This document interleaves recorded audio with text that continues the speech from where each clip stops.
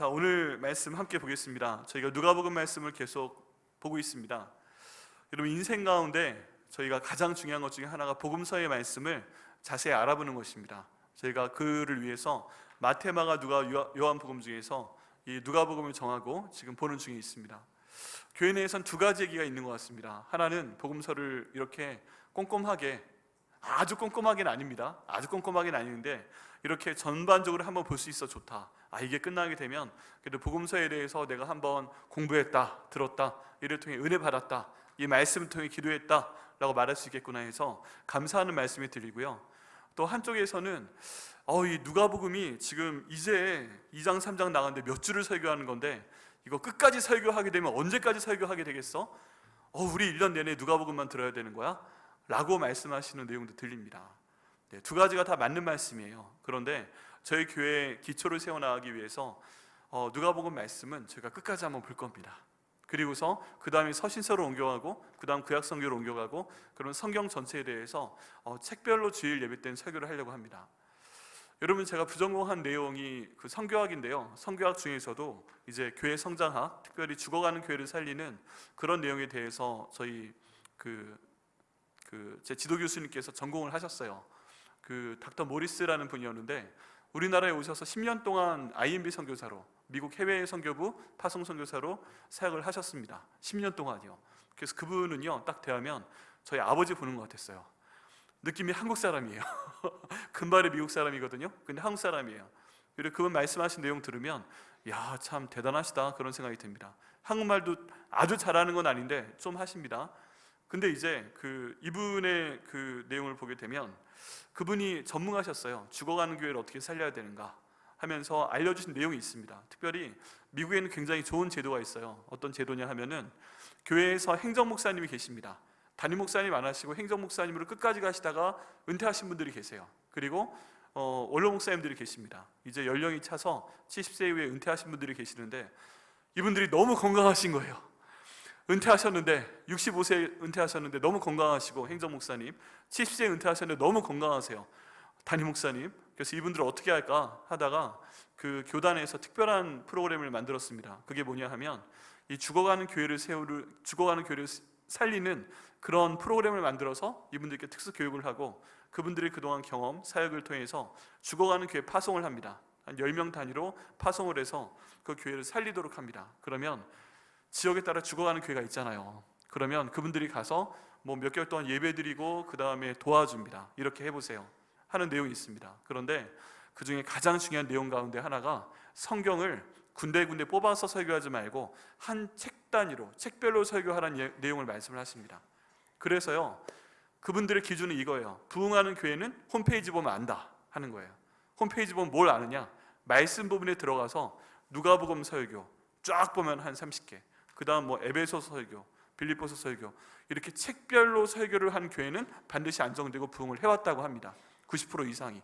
근데 여기서 저기서 이렇게 갔다 하면은 그것도 좋죠, 말씀이죠. 그런데 이제 그런 교회는 상대적으로 부흥이 덜 되더라 하는 겁니다. 그래서 저도 그래서 교회를 살펴볼 때 홈페이지에 말씀란을 먼저 봅니다. 그러면 대단한 목사님들 계세요. 정말 지금 하나님이 크게 쓰시는 교회는 다 그렇게 책별로 설교를 해왔습니다. 책별로 주일 설교하고 금요일 저녁 예배는 다른 민수기, 구약에는 그런 설교하고 그 다음 새벽 예배 때는 계속 시편 설교를 하고, 그래서 한 해 한 해가 갈 때마다 책 단위로 설교가 끝났을 때 성도분들이 말씀을 체계적으로 먹게 되고요, 그 말씀으로 기도하게 되면서 교회가 안정되고 부흥하는 것입니다. 저는 이것을 배운 사람이고 이대로 세미나도 인도하고 가르치는 사람이기 때문에 저희 교회는 그렇게 갈 겁니다. 주일 예배에도 책별로 설교를 할 거고, 이제 좀 더 기다려 보다가 지금 금요 예배 때는, 금요 성령 집회 때는 기도에 대한 본문만 잡아서 계속 설교하고 있습니다. 기도가 필요하기 때문에. 근데 이것도 끝나게 되면 금요일 저녁 예배 때도 특정하게 성경 본문을 정해서 책별로 설교를 할 겁니다. 그렇기 때문에 이를 통해 하나님이 어떻게 우리 교회에 인도하시고 말씀으로 먹이시는가, 여러분 같이 체험해 주시고 기도해 주시면 감사하겠습니다. 누가복음 말씀, 저희가 이제 2장 들어가 보고 있는데요, 여러분 성경을 볼 때 저희가 중요한 게 있습니다. 그게 뭐냐면 2000년 전의 얘기를 보는 것이 아니라, 2000년 전 얘기를 보는 것이 아니라 이 말씀이 지금에 나와 어떻게 연결되는가 하는 것을 보셔야 돼요. 옛날에 예수님의 어머니 아버지 성함이 마리아이고 요셉인 게 나랑 무슨 상관이 있어요? 그렇지 않아요? 여기 오늘 본문에 유월절이 나옵니다. 우리가 지키지 않는데 유월절이 나와 무슨 상관이 있어요? 이런 거 몰라도 되는 것 같아요. 저희들은 알아야 됩니다. 이 목사님들은 알아야 되고 저희 전도사님들은 알아야 됩니다. 최소한 목자급 되시는 분들은 다 아셔야 됩니다. 그런데 결국엔 다 알아야 되지만 시험도 봐야 됩니다. 저희 신학대학원 입학시험을 볼 때 가로넣기 해야 되는 거 아세요? 가로넣기. 네, 성경 시험을 봐야 되는데 예를 들어 이런 겁니다. 예수께서 12살 되었을 때 42절에 나와 있는데 12살을 가로로 칩니다. 그리고 그 안에 12살을 넣어야 돼요. 써서 넣어야 돼요. 할렐루야. 저희는 이런 시험도 통과하고 목사 되는 사람들입니다. 아멘. 그보다 더 악명 높은 시험은 뭐냐 하면 성경 구절을 하나 딱 씁니다. 그리고 이게 성경 무슨 책 몇 장이 나오는지 써야 돼요.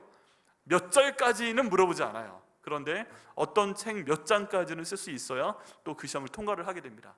저희 신학대학원 다닐 때 이 시험을 통과하지 못하면 입학시험 때도 있고 그리고 공부할 때도 성경시험이 있는데 이 시험을 통과하지 못하면 졸업이 안 돼요. 저를 포함해서 저희 교회 목사님들, 전도사님들은 다 이 시험 통과한 분들입니다. 그리고 하나님께서 망각의 은사로 주셔서 다 기억나는 건 아니잖아요. 그래도 그 시험을 통과했기 때문에 전도사도 될 수 있고 목사도 될 수 있고 그런 겁니다. 그런 내용들이 중요해요. 그런 내용 기본적으로 알아야 됩니다. 그런데 우리가 여기에서 받아야 되는 내용은 이게 지금 나와 어떤 관련이 있는가 하는 것입니다. 그런 의미에서 제가 성경 본문의 제목은 성경에 있는 그대로 담지 않고 저희가 알아야 되는 내용에 대해서 고민하고 기도하고 묵상해서 주님께 받아서 이 제목을 정합니다. 자, 그런 의미에서 오늘 말씀의 제목은 뭐죠? 근거 없이 생각하지 말자라는 내용이죠. 네, 오늘 본문 말씀에 보면 그런 내용이 없는 것 같아요. 어디 근거 없이 생각하지 말자 이런 얘기 목사님 있습니까? 네, 지금부터 설명을 드리겠습니다. 특별히 근거 없이 생각하는 내용이 무엇인가? 여러분 오늘 말씀의 초점은요, 우리의 그 신앙입니다. 우리의 신앙 중에서 우리 신앙 중에 가장 중요한 것은 내가 예수님과 함께 동행하며 살고 있다 하는 부분이에요.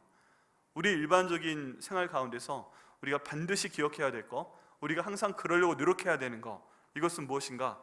예수님이 나와 항상 함께 계신다. 예수님과 나는 동행하는 삶을 살고 있다. 예수님께서 내 마음의 생각 가운데, 말 가운데, 행동 가운데 동행하는 분이시다. 이런 것을 저희가 항상 생각을 하면서요, 믿으면서요, 걸어가는 것이 정말 중요합니다. 그런데 어떤 상황에서 보면 저희가 그런 생각을 하고 있지도 않고 또 설령 그렇다고 해도 근거가 없는 겁니다. 잘못 믿고 있는 거죠. 착각하고 있는 거죠. 오늘 본문 말씀 가운데는 2번의 근거 없는 생각이 나오고, 다른 말로 하면 2번 그 예수님의 아버지 어머니 요셉과 마리아가 착각하고 제대로 모르고 있다는 그런 얘기가 등장하게 됩니다. 그 첫 번째 얘기가요, 첫 부분에 나옵니다. 보시게 되면 그의 부모가 해마다 유월절이 되면 예루살렘으로 가더니 하고 말씀하고 있습니다. 그의 부모는 여기 예수님의 부모죠. 요셉과 마리아입니다. 해마다 유월절이 되면 예루살렘으로 갔습니다. 여러분 이때는요, 유월절은 이스라엘 가운데서 지금까지도 굉장히 큰 명절입니다. 봄에 있고요. 이날이 어떤 날이에요? 출애굽기에 보면 하나님이 이스라엘 백성들을 구원하십니다. 애굽 땅 가운데서 430년 동안 약속하신 만큼 있게 하시고 이제 가나안 땅으로 보내시기 위해서 탈출을 시키시잖아요. 근데 마지막 재앙, 10가지 재앙을 주셨는데 마지막 재앙이 엄청난 거였습니다. 이 죽음의 천사가 다니면서 그 이집트 가운데 있는 모든 장자를 다 죽이는 것이었어요. 그런데 이스라엘 사람들의 장자로 죽이면 안 되는 것이었기 때문에 그 집 앞에 특별한 표식을 하라고 합니다. 그게 뭐냐 하면 어린 양을 잡아서 그 고기는 먹고 그 피를 문 오른쪽 왼쪽 기둥하고 천장에 발라라. 잘 발라라. 잘 보이게 해라. 그래서 죽음의 천사가 지나가다가 여긴 피가 묻어있네? 여긴 지나가야 되겠네? 하고 지나갈 수 있도록 하라 라고 하나님께서 말씀을 하십니다. 그래서 그날 밤에 그 이집트 땅에선 사방에서 곡소리가 나오는 겁니다. 우리 아들이 죽었네, 우리 아들이 죽었네 하면서 난리가 납니다.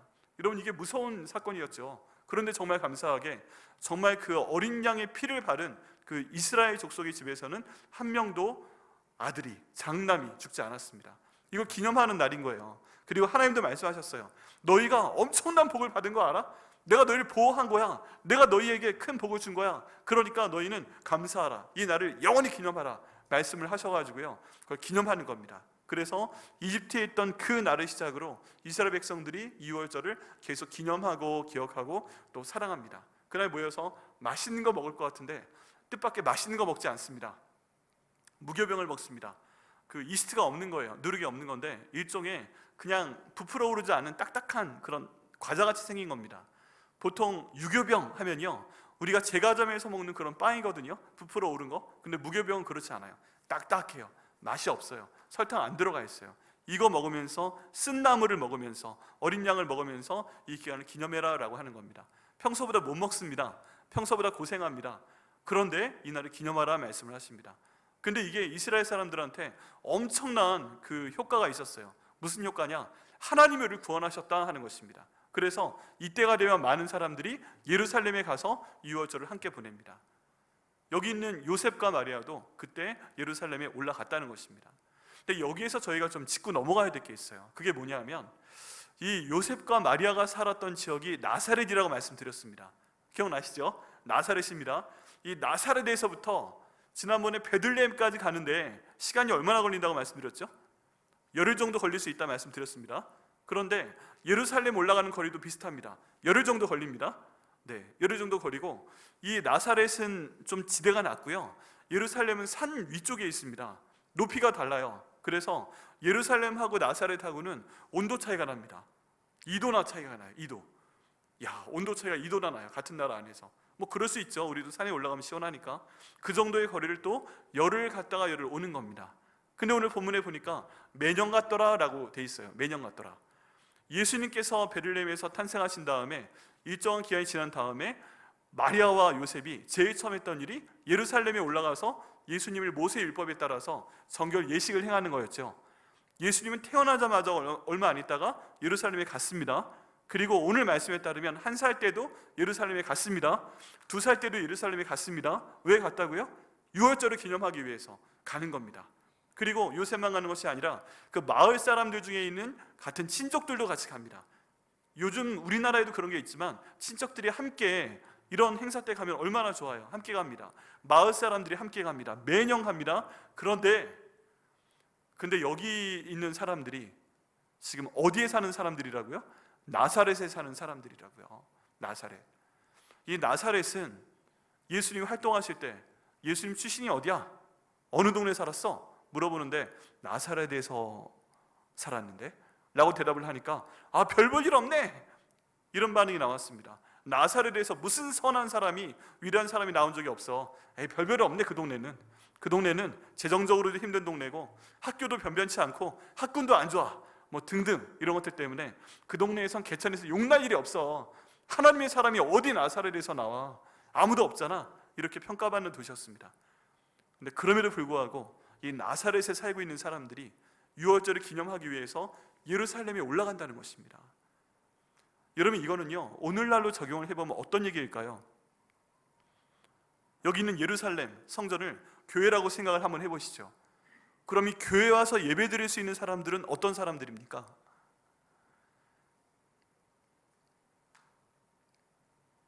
뭔가 좀 안정되신 분들만 오는 거예요? 재정적으로 안정돼 있고 교육적으로도 좀 배우셨고 또 사회에서 어느 정도 위치에 계시고 이런 분들만 교회 오시는 건가요? 예배 드리러 오시는 건가요? 만약에 그렇다면 여기 있는 나사렛에 살고 있는 요셉과 마리아와 예수님과 이 친척과 그 동네에 있는 사람들이 유월절에 예루살렘에 가서 성전에 가서 예배 드렸다는 얘기가 아마 성경 가운데 나오지 않았을 겁니다. 나사렛은 그렇게 무시받는 동네였는데 이 사람들도 가서 예루살렘에 가서 유월절을 기념하기 위해 예배 드릴 수 있었다면, 오늘의 상황으로 한번 적용시켜 본다면 우리 사회 가운데서 우리가 보기에 별 볼 일 없는 동네, 별 볼 일 없는 사람, 아무리 가난해도 또 아무리 교육이 좀 부족해도 또 여러 가지 면에서 우리가 보기에 아무리 부족해도 그분들은 교회에 올 수 있어야 돼요? 없어야 돼요? 올 수 있어야 돼요. 나사렛에 살고 있는 예수님의 가족이 유월절에 가서 예루살렘에 가서 함께 예배드리며 지낼 수 있는 그 문화였다면 오늘날에도요 어떠한 장벽도 어떠한 그 격차도 어떠한 레벨도 다 교회에 와서 함께 예배드려야 되는 줄 믿습니다. 그게 교회의 성도인 거예요. 어떤 분들은 굉장히 힘들 수 있죠. 재정적으로 어떤 분들은 굉장히 넉넉할 수 있죠. 그래도 그 두 분이 함께 앉아서 예배드리는 곳이 교회입니다. 어떤 분들은 굉장히 많이 배웠을 수 있죠. 어떤 분들은 굉장히 많이 못 배웠을 수도 있죠. 근데 그럼에도 불구하고 한 교회에서 함께 하나님을 찬양하고 예배드리는 곳, 그것이 바로 하나님이 만드신 교회입니다. 그리고 우리 백향목 교회는 그런 교회가 되어야 되는 줄 믿습니다. 여러분, 이게 성경 본문의 이 한 절에 나와 있는 이야기지만 우리나라 역사 가운데로 그런 내용이 있습니다. 전북 김제시에 금산교회라는 교회가 있습니다. 여기에 조덕삼 장로님이라는 분이 계셨고 이장익 목사님이라는 분이 계셨습니다. 이분들 1800년대에 탄생하신 분들입니다. 아주 옛날 얘기를 지금 말씀드리는 거예요. 우리나라의 선교가 될 때 초창기 때 그런 얘기입니다. 이때 그 테이트 선교사님이라는 장로교 선교사님이 계셨습니다. 이분 한국 이름도 있는데 최의덕 선교사님이란 분이세요. 미국에 있는 장로교단에서 파송하신 선교사님이십니다. 이분이 호남 지역에 쫙 돌아다니면서요 교회를 세웠는데 무려 78개나 되는 교회를 세웠습니다. 그래서 이분 오빠이신 테이트 선교사님, 동생인 메터 선교사님 두 분이 엄청난 일을 많이 하셨습니다. 근데 그 가운데 그 중에서도 초창기 때 이 김제라는 동네에 갑니다. 김제라는 동네에 가서 어떤 사람 만나게 됩니다. 조덕삼이란 분이었는데 이제 이 조덕삼이란 분이 보니까 이상한 거예요. 이상해. 이 조덕삼 장로님이 이 테이트 선교사님보다 5살이 많았거든요. 근데 보니까 이 서양 사람이 와가지고 금발에 파란 눈에 백인이 와가지고 한국말 안 되는데 띄엄띄엄 하면서 예수님 믿으라고 하고 전하는 겁니다. 그리고 어디 몸이 좀 아프다고 그랬더니 이렇게 만져주고 뭐 이렇게 뭐 좀 먹어보라고 하니까 몸이 났어요. 테이트 선교사님은 의사였어요. 그리고 맥코믹 신학대학원 지금 시카고에 있는 그 학교를 졸업하고 이 땅에 오셔서 선교사님으로 봉사하고 있는 가운데 있었어요. 그런데 이제 얘기를 하다 보니까 자기 몸도 고쳐주고 젊은 사람이고 이 땅에 올 필요가 없는 거예요. 자기가 보기에도. 그런데 이분이 그렇게 와 있으니까 왜 왔냐고, 여기 와서 웬 고생이냐고, 아유 참 고생 많이 한다고 그랬더니 예수님이 나를 위해서 돌아가신 그 사랑이 너무나도 감사하고 그분이 부활하셨고 내 주인 되셨기 때문에 내가 이 나라에 와서 예수님에 대해서 못 들어본 사람들한테 복음 전하러 왔다고, 난 그러다 죽을 거라고 이렇게 답변을 했다는 거죠. 그러니까 이 장로님 마음이 감동이 돼서 당신이 전하는 그 예수 내가 믿겠소 하고 믿는 사람이 된 거예요. 그 지역에서. 그리고 나서 교회를 세웁니다. 양반이셨기 때문에 이제 예배 장소를 자기 집으로 오픈을 하고 그 다음에 예배 드리게끔 합니다. 근데 그 집에 종이 한 명 있었습니다. 이자익이라는 사람이었는데 그 집에서 마부 노릇을 했어요. 그 12살 차이가 납니다. 근데 딱 보니까 총명해가지고 좀 이렇게 16살 때 이 아이를 만났는데 너 똑똑해 보인다? 머리가 좋은 것 같은데? 그리고 자기 아들하고 공부를 같이 시켜봤더니 천자문을 줄줄 외고 다니고 막 이러는 거예요. 그래서 아들처럼 교육을 시키면서 하긴 하지만 종이니까 종으로 이제 살았습니다. 근데 예배를 드리니까 얘가 너무 잘하는 거예요. 너무 섬기기도 잘하고, 난 양반이라 조금 물러나 있는데 얜 종이라고 이 집안 청소 다 해놓고 예배 전에 치워놓고 중간에 치워놓고 뭐 일 있으면 다 정리해놓고 이러니까 너무 예쁜 거죠. 이제 그런 무렵에 교회에서 임직 투표를 했습니다. 장로님을 세우기 위해서 임직 투표를 했는데 후보가 딱 2명이었어요. 한 명은 누구였을까요? 여기는 이 조덕삼이라는 성도분, 주인 어른. 그리고 또 한 명은 누구였을까요? 12살 적은 이 종, 이자익 성도가 붙은 거예요. 투표에서. 결과가 어떻게 됐을까요? 이 종이 장로가 됐어요. 네, 그 주인 어르신 있고 요 12살 적은 종이 있는데 투표를 하니까 이쪽이 장로가 되고 이쪽은 이제 그 교회 직급상으로는 이제 그냥 계시는 거예요. 그런데 이 조덕삼 이분이 굉장히 정말 하나님을 믿는 분이라 나보다 훌륭한 분을 장로님으로 선택해 주셔서 감사합니다. 성도 여러분, 저분을 장로님으로 섬겨주시길 바랍니다. 전 저분의 밑에서 영수 노릇하겠습니다. 요즘으로 하면 집사님인데 그렇게 해서 이분이 장로님 되시고 전 집사로 섬기겠습니다. 이렇게 갔어요. 그리고 나서 이 장로님이 너무 훌륭해 보이니까 이제 하나님께서 소명을 받게 됩니다. 제가 목사가 되어야 될 것 같습니다. 그러니까 전북 김제에서 그 당시에 평양신학교가 있었는데 평양으로 유학을 보내줍니다. 평양신학교에서 신학 공부를 하고 목사가 되게끔 합니다. 그리고 하나님의 쓰임받게끔 모든 물질을 후원을 하게 됩니다. 그리고 그분이 돌아오셨어요. 돌아오셔서 설교를 하는데 목사님 오셨습니까? 하고 12살 적은 이 종이었던 목사님이 설교하는데 그분만 무릎을 꿇고 말씀을 듣더래요. 그래서 그 교회가 변화가 됩니다. 그 금산 지역이 하나님의 나라가 됩니다. 원래 그 동네 이름은 그 용자가 들어간 동네였어요. 우리도 용자가 들어가 있는데 용자가 들어간 곳에는 그 무속이 심합니다. 그런데 그 금산교회를 통해서 이 조록삼 장로님의 성김을 통해서 그 적이 변했더라 하는 내용이 있습니다. 이런 말도 안 되는 얘기 같잖아요. 어떻게 주인과 종이 한 교회 다니는데 종이 장로가 되니까 그 주인이 집사님이 돼요. 어떻게 종이 목사님이 되니까 그 주인이 무릎을 꿇고 그 앞에서 말씀을 들어요. 또 그리고 돌아와서는 목사님 하면서도 계속 종을 했어요. 주중에 집안일하고 마부로 섬기고 그 다음 주일이 되면 이렇게 하고, 이런 놀라운 역사가 나타났습니다. 여러분, 교회는 그런 곳입니다. 교회는요, 이런 일이 고린도 교회 내에서도 있었고 우리나라 가운데에서도 있었습니다. 그렇다면 교회 모든 사람들이 오셔야 됩니다. 그래서 제가 부탁드리고 싶은 말씀이 있어요. 뭐냐 하면, 어떤 분이 우리 교회에 와서도 부담 없이 예배드릴 수 있도록 너무 좋은 옷 입고 오시지 마세요. 너무 좋은 옷 입고 오지 마시고, 여러분 물론 중요한 자리지만 너무 값어치가 높아 보이는 장신구는 안 하셨으면 좋겠어요. 귀걸이든 목걸이든 아니면 시계이든 저거 딱 보면 명품이라 싶은 거, 되게 비싸 보인다, 이런 거 안 하셨으면 좋겠어요. 왜 그러냐? 우리 예배드리러 온 거잖아요. 보이러 온 게 아니고. 그러니까 하나님 앞에 나도 예배드리러 온 거지만 다른 사람이 왔는데 내 이 너무 비싼 옷, 너무 비싼 시계, 너무 비싼 명품, 너무 비싼 명품 가방, 너무 비싼 반지, 목걸이 이런 거 보고서 부담을 느낄 정도가 되면 이게 하나님의 영광이 되지 않는구나 생각하시고, 그건 딴 데 가실 때 하시고 여기 오실 때는 그냥 깨끗하게 수수하게 그렇게 와주시길 부탁드리겠습니다. 그게 성도로서의 마음이에요. 그래서 오늘 본문에 나사렛에 있는 사람이 예루살렘 가서 예배드려도 부끄럽지 않을 만큼 어떤 상황에 계신 분이 우리에게 오셔도 부담 없이 편하게 예배드릴 수 있는 그런 교회로 만들어 주시기를 부탁드리겠습니다. 자, 그 다음에 이제 본문으로 돌아와서 생각 없이 근거 없이 생각하는 내용 첫 번째를 보도록 하겠습니다. 그 말씀을 보면요, 예수께서 12살 되었을 때 그들이 절기의 관리에 따라 올라갔다가 그 나들을 마치고 돌아갈 때에 아이 예수는 예루살렘에 머무셨더라. 그 부모는 이를 알지 못하였더라. 이제 그 기간이 지나가고 돌아가야 되잖아요. 열흘길을 가야 됩니다. 기간이 끝나고 돌아가야 되는데 예수님은 머무르시고 지금 부모님들은 떠났다는 얘기죠. 44절에 동행 중에 있는 줄로 생각하고 하룻길을 간 후 친족과 아는 자 중에 찾되 만나지 못하며 찾으면서 예루살렘에 돌아갔더니, 지금 하룻길을 갔어요. 예루살렘 출발했어요. 나사렛으로 돌아가야 돼요. 하루를 갔는데 서로 이제 이렇게 생각을 한 거죠. 지금 엄마는 아빠랑 같이 우리 아들이 가고 있겠지, 이 아빠는 엄마랑 같이 가고 있겠지, 또는 친척들과 가고 있겠지. 이게 지금 한두 해 오는 게 아니잖아요.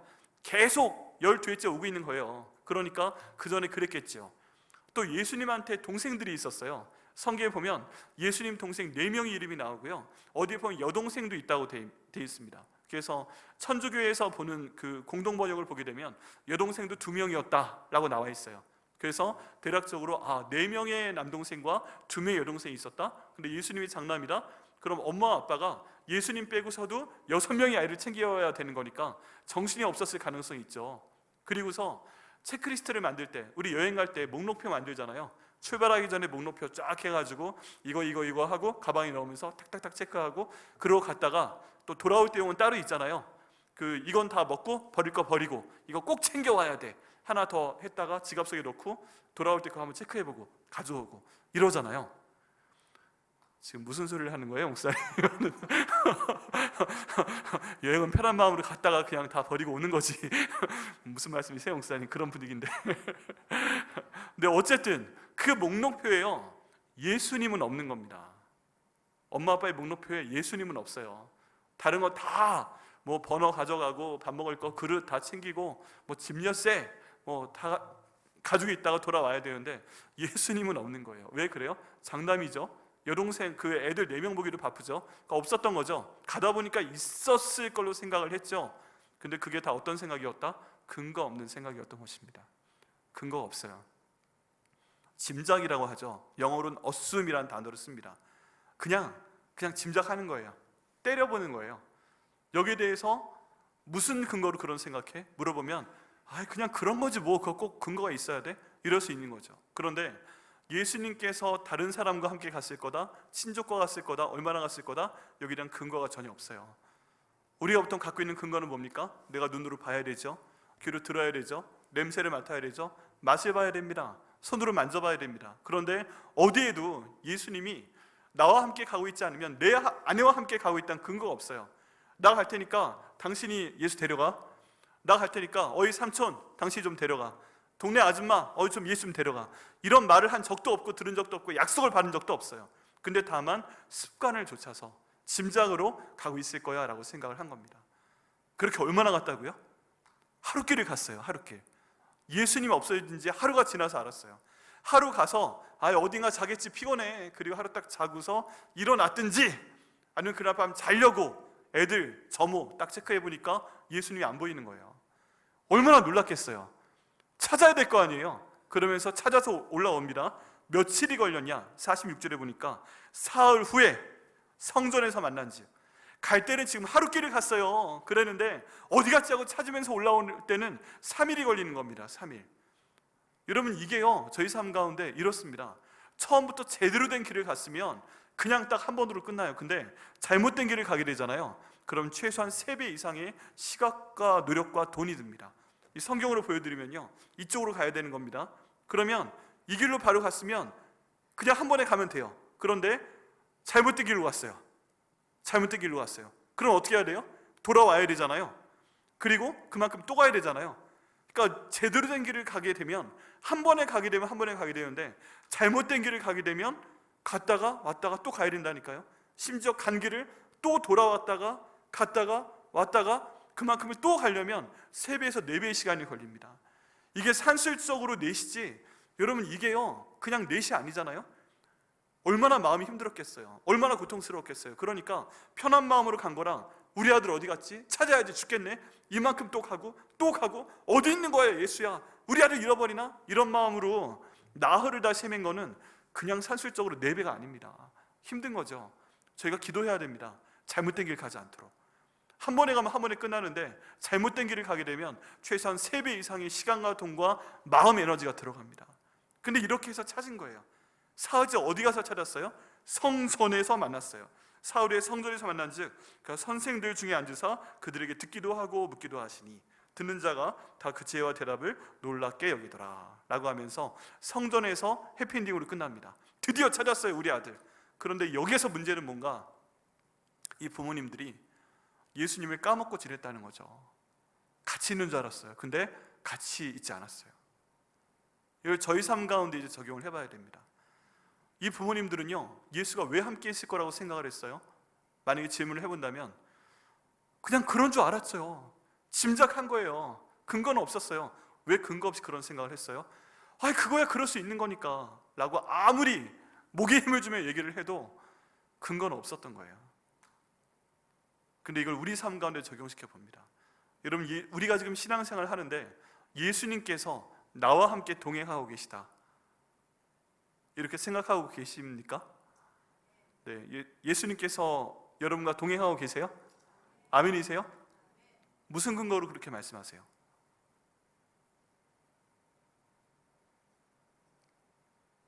예수님께서 지금 여러분과 함께 걸어가고 계신다는 근거가 어디 있어요?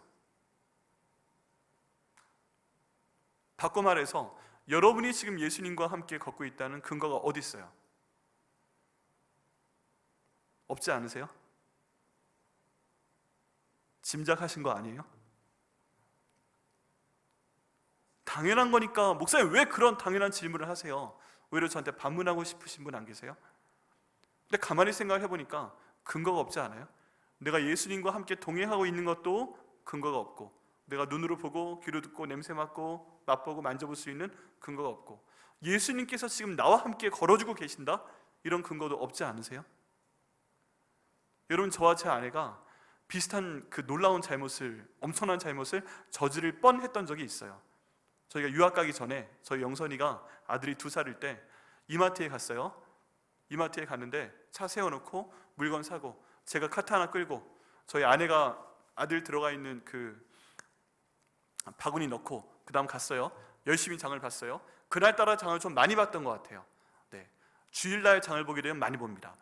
네, 어쨌든 장을 보고 가려고 하는데 다 계산하고 집에 이제 기쁜 마음으로 와 우리 많이 샀네 룰루랄라 하고 가고 있는데 둘 다 뭔가 좀 이상한 거예요. 싹 보니까 뭔가 없어요. 이상해요. 그리고 나서 으악 하고 동시에 뒤로 뛰었어요. 뭐가 빠졌을까요? 저희 애 바구니를 넣은 카트를 놓고 물건 상업만 들고서 주차장으로 가고 있었던 거예요. 너무 놀라가지고 우리 아들 영선이! 그러고서 튀어갔더니 다행히 그 자리에 있더라고요. 새근새근 잠들어 있었어요. 얼마나 놀랐는지 저랑 저 아내가 가끔 그 얘기를 합니다. 이마트를 보면 그 생각이 나요. 이마트에서 물건 그때 뭐 샀다? 이런 생각 전혀 없고 그때 우리 아들 놓고 갔었지 저기. 야, 진짜 어떻게 그랬을까? 가슴이 쿵적쿵적쿵적합니다. 찾았기에 망정이지 없었으면 어떻게 할 뻔했어. 그죠? 마찬가지입니다. 찾았으니까 망정이지 없었으면 어떻게 할 뻔했어요. 근데 여러분, 예수님은 어떻게 하셨겠어요? 우린 예수님과 동의하는 것 같은데 혹시 예수님 빼놓고 다니지 않으세요?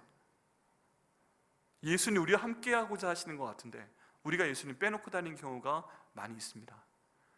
우리가 소위 착각을 하는 거죠. 예수님이 나와 함께 계신다? 생각은 하는데 아닐 수 있다는 것입니다. 내가 예수님과 함께 동행하고 있다? 내가 예수님을 중심으로 생각하고 말하고 행동하며 살고 있다고 내가 근거 없이 생각하고 있는데 사실 나는 내 마음대로 생각하고 내 마음대로 말하고 내 마음대로 살아가고 있다 라고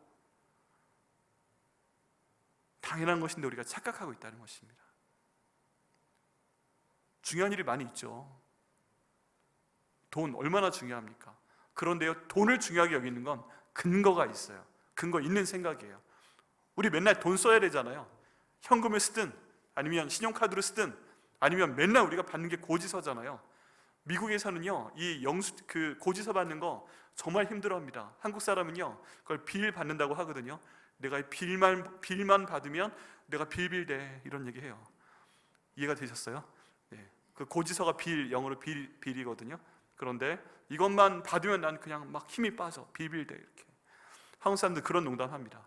내 죽을 때까지 집을 사면 30년 동안 빌빌대면 안 돼. 아파도 안 돼. 감기도 걸리면 안 돼. 이럽니다. 왜 그래요? 그 전에 내가 아파서 못 갚으면 집 넘어가니까. 그러니까 맨날 돈 생각을 하는 게 당연해요. 만몬의 신? 이 돈에 대한 걸 중요하게 여기는 게 만몬의 신이라고 하거든요. 당연해요. 늘 생각합니다. 애들한테 항상 듣는 얘기가 뭐예요? 돈 달라는 얘기 듣잖아요. 그리고 애들이 클수록 점점 더 돈이 많이 들어가잖아요. 돈에 대한 생각 첫 번째 해야 되는 거 당연합니다. 우리가 늘 눈으로 보고 귀로 듣고 맛보고 그 다음 손으로 만지는 게 돈이에요. 돈 생각하는 거 당연합니다. 그리고 항상 우리 일 생각합니다. 직장에 나가야 되잖아요. 출근해야 되잖아요. 일어나야 되잖아요. 사람들 만나는 거 당연합니다. 그러니까 돈에 대해 생각하고 일에 대해 생각하는 건 근거가 있는 생각이에요. 그런데 이 모든 생각 가운데서 우리 예수님 눈으로 보신 분 계세요? 예수님의 음성 직접 들어보신 분 계세요? 예수님하고 커피 한 잔 마셔본 분 계세요? 예수님하고 악수해본 분 계세요? 예수님하고 한번 이렇게 안아본 분 계세요? 안 계시잖아요. 그러면 우리 삶 가운데서 내 오감을 통해서 예수님을 경험할 수 있는 방법이 굉장히 제한되어 있기 때문에 우리 삶 가운데 예수님은 점점 자꾸 옆으로 밀리는 거예요. 돈, 일, 사람, 가족 다 근거가 있는데 예수님은 그게 아니잖아요. 그러면 우리도 모르는 사이에 예수님과 함께 가고 있다고 생각되지만 예수님을 놓치는 생활을 하고 있다는 것입니다. 그럼 어떻게 해야 될까요? 예수님 잃어버리지 않기 위해서 우리가 해야 될 건 무엇일까요? 예수님을 경험할 수 있도록 노력을 해야 됩니다. 직접 내 눈에 안 보이니까 보려고 노력해야 돼요. 하나님 말씀 봐야 되고요. 기도해야 됩니다. 특별히 예수님에 대해서 생각을 할 때 지금 이 아빠 엄마가 예수님 잃어버렸다가 어디 와서 예수님 찾았다고요? 성전에 오니까 예수님이 거기 계시더라. 그가 선생들 중에 앉으사 그들에게 듣기도 하시며 묻기도 하시니 라고 말씀하고 있잖아요. 결국 예수님을 찾는 건 우리가 지금 눈으로 볼 수도 없고 귀로 들을 수도 없고 맛볼 수도 없고 악수할 수도 없고 아무것도 할 수 없는 그 예수님, 내가 지금 함께 있다고 착각은 하지만 근거가 없는 그 예수님 내가 다시 만나기 위해서, 회복하기 위해서 와야 될 장소는 어디다? 바로 성전입니다. 바로 예배당입니다. 예배드리는 시간에 예배 오셔가지고 기도하시고요, 찬양하시고 말씀 들으시고 그 말씀대로 순종하려고 해보시고요. 그 빈도가 많아지면 많아질수록 점점 내 눈에 보이는 게 많아집니다. 들리는 게 많아집니다. 믿음은 들음에서 납니다. 들음은 하나님 말씀 소리에서 납니다.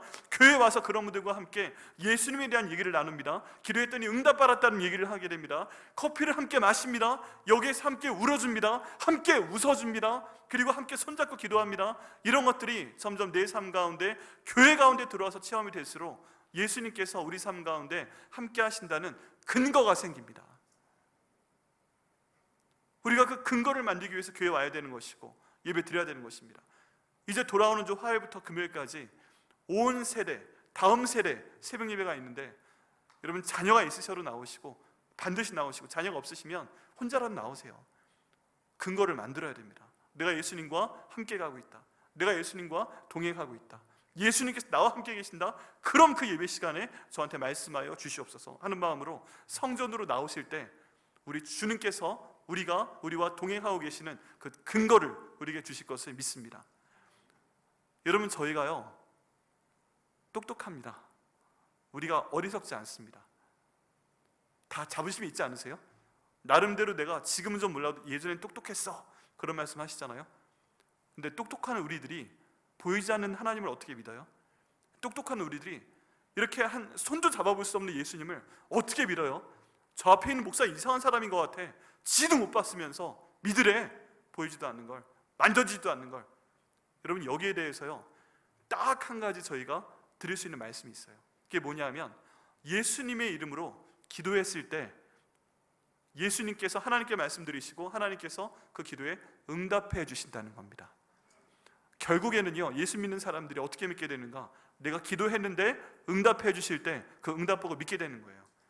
처음 한 번 응답 받았을 때는 우연이겠지 싶은데, 그게 2번, 3번, 4번, 5번, 6번, 10번, 100번 됐을 때 하나님은 살아계십니다. 예수님이 나를 고쳐주신 게 맞네요. 이게 기적인데, 기도했단 말이야 내가? 옆에 있는 사람들 기도해 준다고 했단 말이야?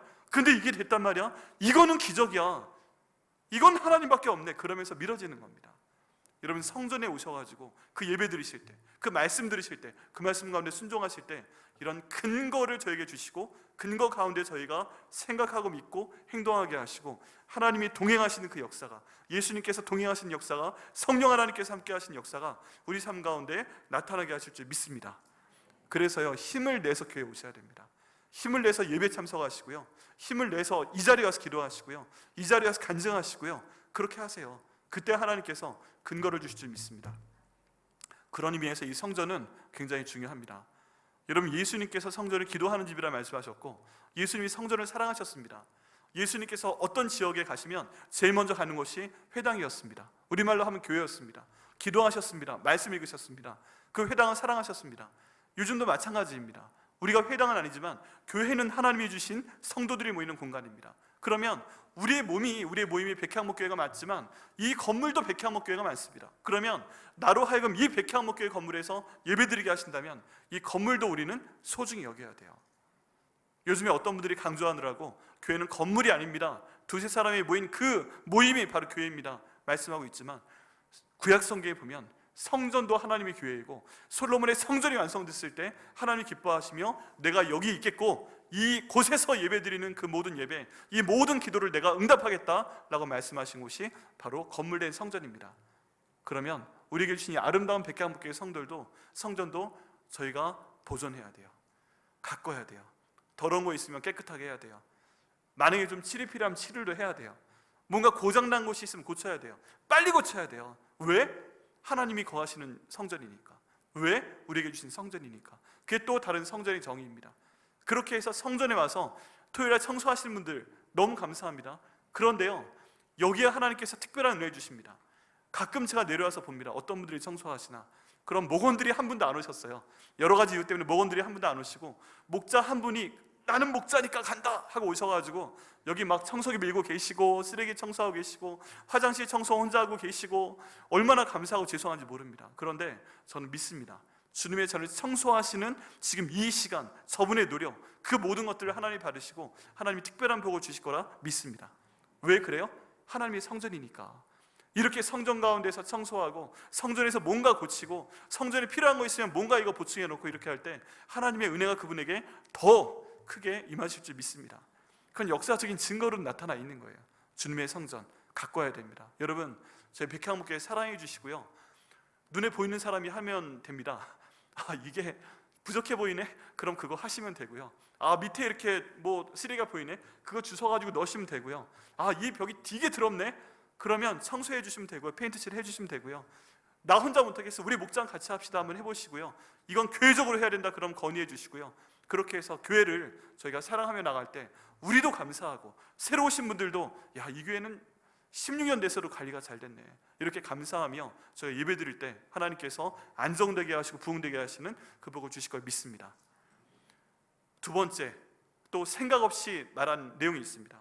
그 뒤에 나와 있는데요, 그의 부모가 보고 놀라며 그의 어머니는 이르되 아이야 어찌하여 우리에게 이렇게 하였느냐, 보라 내 아버지와 내가 근심하여 너를 찾았노라, 이렇게 말씀하고 있는데, 그 어머니가 지금, 이건 굉장히 좋은 표현인데 다른 말로 하면 이거죠. 정신이 빠졌어, 얘가 지금. 너 정신 어디다 두고 다니는 거야? 야, 지금 엄마 아빠 다 가고 사람들 다 갔고 기간 끝났지. 너 알아 몰라? 12살이나 처먹었잖아. 근데 여기 있으면 어떡해? 야, 지금 나어지났어. 네 동생들 네가 봐야 될 거 아니야. 네가 큰 앤데 네 남동생 6, 여동생 2 있잖아. 애들 안 보고 집에서 뭐 하고 있는 거야? 엄마 아빠 생각도 안 났어? 넌 밥도 안 먹었어? 나이는 허쳐먹었어? 뭐 이런 얘기 하면서 하는 얘기를 굉장히 우아하게 지금 하고 있는 거죠. 네. 근데 이렇게 얘기하고 나서 그 다음에 예수님께서 말씀하시는 대답이 놀랍습니다. 예수께서 이르시되 어찌하여 나를 찾으셨나이까? 내가 내 아버지 집에 있어야 될 줄을 알지 못하셨나이까? 라는 뜻밖의 얘기를 합니다. 보통 잘못했어요 해야 되는데 내 아버지 집에 있는 게 왜 그런 얘기 하십니다.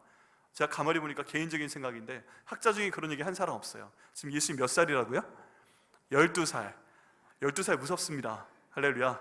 인정하시죠? 네, 예수님도 12살이라 이때 한번 해본 거예요. 다 가야 되는 거 알고 있는데 그 다음 30살 될 때까지 한 번도 그런 일이 없어요. 근데 지금 12살이니까 이때 한번 예수님도 완전한 사람이자 하나님이었으니까 약간의 호르몬 작용, 예수님의 사춘기 뭐 이런 생각 해볼 수가 있어요. 그런데 여기다 대고 내 아버지 집에 내가 있겠다는데 짝다리 짚으면서 지금 이러는 건지 그런 상황이 좀 연상이 되시죠? 그런데 그 다음 표현이 놀랍습니다. 이건 같이 읽어보시겠어요? 50절 말씀 같이 읽습니다. 시작. 그 부모가 그가 하신 말씀을 깨닫지 못하더라. 이 말씀이 놀라우셔야 됩니다. 왜 그러냐 하면 지금 예수님이 성전에 있으면서 이게 누구 집이라고요? 내 아버지 집이다. 성전은 누구 거예요? 하나님 거다. 그럼 하나님이 내 아버지다 하는 말인데 이 요셉과 마리아가 알아듣지 못하고 있어요. 왜 알아듣지 못했는가? 무슨 뚱딴지 같은 소리 하는 거야, 이런 생각할 수가 있는데 알아듣지 못한 이유가 뭘까요? 여기는 요셉과 마리아에게 여기는 예수가 자기의 아들이었던 것입니다. 우리가 계속 말씀을 전해왔지만 예수님께서 이 땅에 태어나실 때 얼마나 놀라운 일이 있었어요. 성령으로 잉태가 됐다? 남편 요셉이 저 뱃속에 있는 게 내 아이가 아니야! 이 고통스러웠던 순간들. 예수의 어머니 마리아, 남자를 모르는데 어떻게 내가 임신을 해? 천사 만났던 순간들. 그리고 거의 열흘에 걸쳐서 베들레헴 가서 마구간에서 출산했던 순간들. 애를 낳는데 갑자기 동방박사들이라는 사람들이 와서, 딴 나라 옷 입은 사람들이 와서 황금과 유향과 몰려가 드리면서 왕이 나셨다고 선물했던 순간들. 목자들이 더럽게 냄새 풀풀 풍기면서 와가지고 우리가 밤에 양을 치고 있었는데 천군 천사가 하늘에 나타나더니 이 땅에 왕이 태어나셨다고 말했던 그 순간들. 그거 다 기억하고 있었는데 12년이 지난 지금 이 요셉과 마리아가 그걸 까먹은 거예요. 하나님 아들이 아니라 내 아들이 돼버린 거예요. 그대로 살아온 거예요. 그러니까 이 얘기를 이해하지 못하는 상황이 된 것입니다. 여러분, 저희 상황을 한번 적용해 봅니다. 여러분, 처음 예수님 만났던 순간 있으세요? 우린 그 순간을 첫사랑이라고 합니다. 내가 예수님이 정말 믿어졌던 순간, 예수님이 내 기도 응답하셨던 순간, 예수님이 정말 나를 위해 죽으셨어, 예수님 부활하신 거 맞아, 예수님 내 인생의 주인 맞아, 다 내가 그거 맡길 수 있다, 그렇게 정말 예수님 만나주신 거 감사하다고 했던 그 순간, 내가 막 회개 기도하다가 어느 순간 방언이 터졌던 그 순간, 그 순간이 우리한테 있었는데 그 순간이요, 한 달 지나고 2달 지나고 1년 지나고 5년 지나고 10년 지나고 이러면서부터 그냥 없어져 버리지 않으셨어요? 첫사랑이라고 말했던 그 순간 지금 나한테 그 감동이 전혀 안 남아있지 않으세요? 그런 분들은 똑같은 반응을 하는 겁니다. 내가 여기 앉아 있어요. 교회 나와서 앉아 있고 여기 찬양하고 있고 기도하고 있고 말씀 듣고 있고 끝난 목장 모임하고 교회 청소도 하고 다 그런데 그 첫사랑이 내 마음에 있지 않은 거예요. 어느 순간에 이건 내 삶의 일종의 패턴 중에 하나가 된 거예요. 그냥 일어나면 말씀 보고 일어나면 그냥 뭐 주일 되면 교회 가고 토요일 되면 내가 목장 순서면 그거 하고 주일 끝나면 목장하면 모이게 되고 목장 모임 있으니까 애들이 놀러 가자고 해도 애들한테 목장 모임 해야 돼, 안 돼. 또 얼마나 좋은 얘기 중에 하나 될 수 있어요. 여러 가지로 하다 보니까 막 이렇게 살다 보니까 교회 다니는 게 우리 가족의 주말 생활 패턴 중에 하나가 돼버린 겁니다. 그런데 그 가운데서 뭐가 빠져 있어요? 예수님이 빠져 있는 거예요. 내가 교회 나오는 이유가 뭐다? 여기가 하나님의 전이다. 예수님을 믿는 거다. 예수님 믿으니까 나오는 거다. 예수님 말씀에 순종하는 거다. 이 말씀 듣고 내가 살아나는 거다. 이런 생각이 어느새 이 자리에 있지만 없을 가능성도 있습니다. 첫사랑이 사라진 거죠. 더 이상 기도가 뜨겁지 않고 더 이상 말씀이 뜨겁지 않고 더 이상 말씀을 들을 때 이게 내 말씀 같지 않고 그런 내 모습이 여기 있는 요셉의 모습, 마리아의 모습, 그게 바로 내 모습이 된 분 이 자리에 계시지 않으신가요? 그렇다면 저희가 근거를 만들어야 됩니다. 해야 되는 방법은 무엇인가? 여러분 기도하는 시간을 늘리셔야 돼요. 여러분 말씀 보는 시간 늘리셔야 돼요. 처음 와서 제가 말씀드렸지만 저는 아침에 일어나서 해야 되는 일이 있습니다. 누워서 침대에 눈 뜨기 전에 기도부터 합니다. 이렇게 합니다. 똑같이 합니다. 저희 그 취임 예배 드릴 때도 말씀드렸습니다. 천지 만물을 창조하시고 주관하시는 하나님 아버지 사랑합니다. 감사합니다. 찬양합니다. 온 인류와 저와 저희 교회와 사역을 위해서 이 땅에 오셔서 십자가에서 돌아가시고 부활하시고 주인 되신 예수님 사랑합니다. 감사합니다. 찬양합니다. 예수님의 영으로 이 땅 가운데 오신 성령 하나님, 온 교회와 저와 저희 교회와 이 모든 사역을 위해서 오신 성령 하나님, 상담자 되시고 능력 주시고 도와주신 성령 하나님 사랑합니다. 감사합니다. 찬양합니다. 내 마음을 다하고 목숨을 다하고 뜻을 다하고 힘을 다하여 성삼위일체 하나님을 사랑합니다. 감사합니다. 찬양합니다. 하늘에 계신 우리 아버지와 하고 주기도 문으로 딱 기도하고 마치는 게 하루의 일과의 시작이고요. 이렇게 끝내는 게 하루의 일과의 끝입니다. 목사니까 말씀 보고 연구해야죠. 그렇게 하면서 끊임없이 하나님과 접촉하고 첫사랑을 유지하고 예수님과 동행하심을 계속 유지하려고 노력을 합니다. 근데 만약에 여러분 가운데 기도하지 않으시는 분이 있다면, 말씀 보지 않으시는 분이 있다면 여러분 아마 이런 상태에 계실 겁니다. 첫사랑이 어디 있는지 모르고 난 습관적으로 교회 나가고 있고 내 힘든 건 생각이 나는데 더 이상 하나님에 대한 사랑과 마음이 내 삶 가운데 없는 분들은 근거 없이 예수님이 지금 나와 함께 계시다고 생각하시는 분들입니다. 그렇다면 돌아오셔야 돼요. 돌아오셔야 됩니다. 성전으로 돌아오셔야 되고 기도하셔야 되고 말씀 보셔야 되고 할 때 예수님과 함께 살 때 예수님이 어떤 분이신 줄 다시 한번 알고 그분께 나와서 기도하고 응답받는 분들이 되실 것을 믿습니다. 여러분 그 다음 두 군데의 말씀이 있는데요, 그 다음 두 군데의 말씀은 간단하게 합니다. 예수님께서 51절에 함께 내려가사, 누가 함께 내려간 거예요? 그 부모님 요셉과 마리아와 함께 내려가사 나사렛에 이르러 또 원래 그 가난한 동네로 돌아옵니다. 순종하여 받드시더라. 누구를 순종하며 받들었다는 건가요? 자신의 부모님인 요셉과 마리아를 순종하며 받들었다는 것입니다. 여러분 하나님의 아들인 예수님이, 하나님은 내 아버지라 말씀하신 예수님이, 성전이 내 아버지의 집이라 말씀하신 예수님 보기에 이 요셉과 마리아가 얼마나 부족해 보이겠어요. 좀 더 저희 전문 표현으로 얼마나 가짜나 보이겠어요.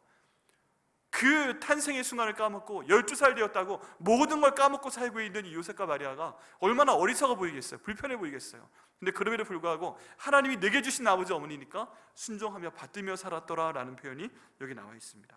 그리고 그 어머니는 이 모든 것을 다시 한번 마음에 두게 됩니다. 그리고 이 예수님이 자라가면서 지혜와 키가 자라가면서 하나님과 사람에게 더 사랑을 받으셨는데 그 이유 중에 하나가 뭐다? 바로 자기 위에 두신 요셉과 마리아를 아무리 부족해 보여도 하나님의 아들이라도 그분들에 대해서 순종하며 받들게 될 때 하나님께서 그를 사랑하셨더라, 사람들이 그를 사랑하였더라 라고 마무리되고 있습니다. 여러분 저희는요 우리보다 못해 보여도 하나님께서 우리에게 주신 윗분들에 대해서 감사하고 순종하며 받들어야 됩니다.